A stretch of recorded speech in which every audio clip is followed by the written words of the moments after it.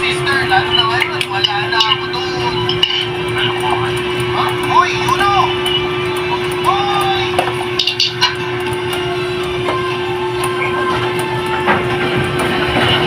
Ay, ang sarap ng tahimik.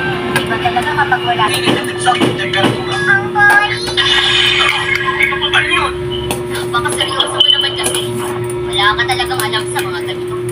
Pero ate, Panoorin mo ko. Papakita ko sa'yo. Dapat masaya ka habang ginagawa ang party trick.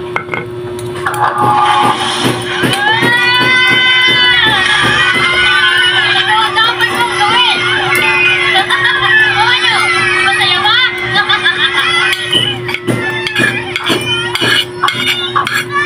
Bakit kayong iiyak? Ay naku, hanggang ngayon wala pa rin kayong alam. tawad Teacher Teresa, nakakaya ang ginawa namin. Hindi pa rin kayo nagbabago. Parang katulad pa rin kayo ng dati nung ako pang nag-aalaga sa inyong dalawa. Lola sister, ano pong masasabi niyo sa kanila nung mga bata pa sila? Uy, ano ka ba, Asta? Magaling na sila noon, pero syempre, makapasaway pa rin siya. Ah. Si Mary naman, hindi talaga siya magkakatawa. Hindi siya nakikinig, kaya hinayaan ko na lang. Hanggang sa lumakas siya ng gusto niya. Matagal ko rin silang tinukuhan ako. Shooter nila sa loob ng 10 taon. Hanggang maglabing-5 si Freddy at 17 naman si Mary.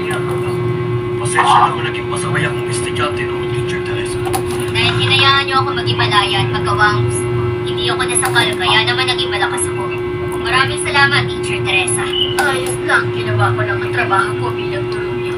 Wow, ang galing niyo naman, Lola. Malamang ang galing na rin nila kahit mga bata pa lang sila noon. Naku, hindi kaya. Nung bata pa si Pwede, hindi niya magawang kontrolin ang mana niya. Kaya lagi nagkaka-aksidente, nakakasunog siya. Ha? Natatandaan ko ngayon, kapag may nasunog ka, iyak ka ng iyak na parang baby. Naaalala ko nung mga walang taong gulang ka, Mary, na masyado ka na-excite, kaya naman nasunog mo. Nagkakaroon ka na ng karanasan, kaya